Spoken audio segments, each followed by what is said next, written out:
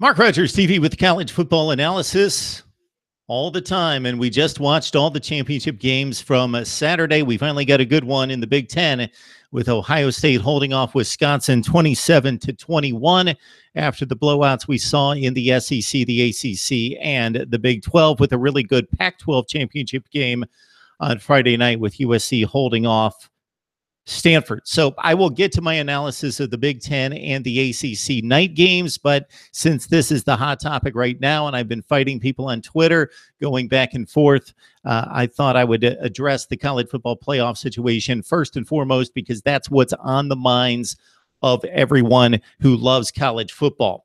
All right, Clemson won convincingly. They're number one in the country in my book. Oklahoma is number two, and Georgia vaults to the third spot with the SEC championship win over Auburn at 28-7. So that leaves number four.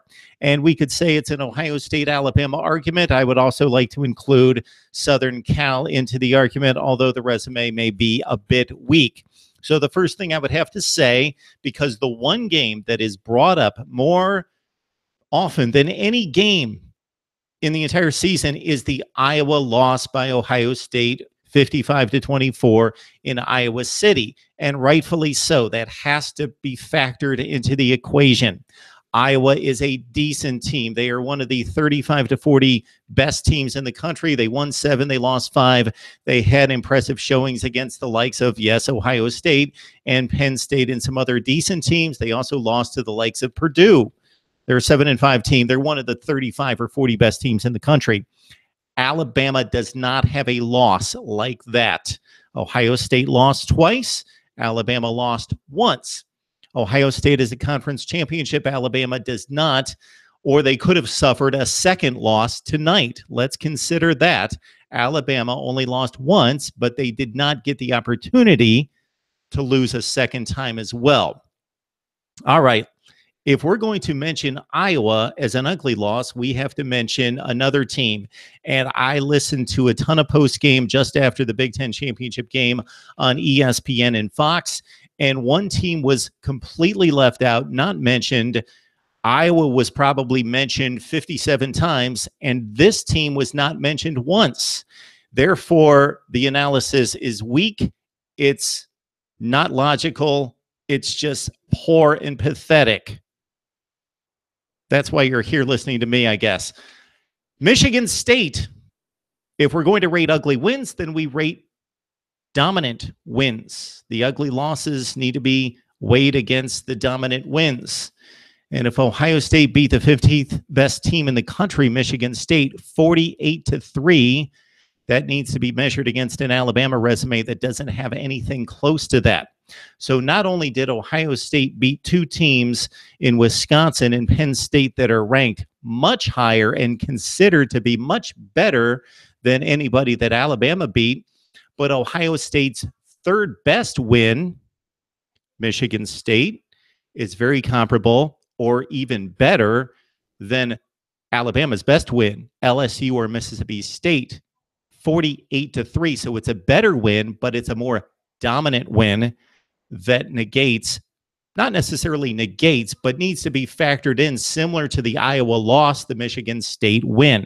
I also want to bring USC into the argument. I don't like to discount a conference champion who also has an 11-2 record.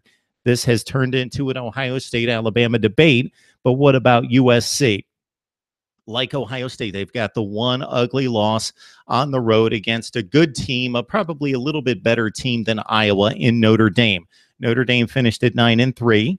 Ironically, Notre Dame lost by 18 points the week before to Stanford, the team that USC beat in the Pac-12 championship game.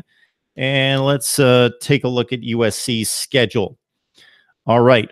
The Trojans beat Stanford 42-24 in game 2. They then repeated that win in the Pac-12 championship game against the Stanford team that's was ranked 12th in the nation before the Pac-12 championship game, and later in the season will be dropping after the loss to USC, but roughly a top 15 team that USC beat twice. So those are two quality wins for USC.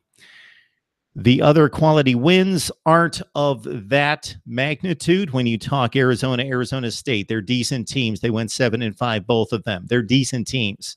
They're like the Alabama win, let's say, over Texas A&M, or an Ohio State win over one of the teams that they beat in the Big Ten, not as good as Michigan.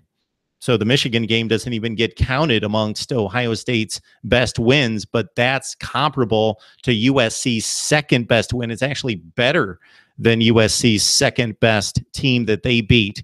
So I think USC's their argument's a bit rough and a bit weak and a bit thin, but I did want to consider USC as an 11-2 conference champion of the Pac-12 that beat Stanford twice.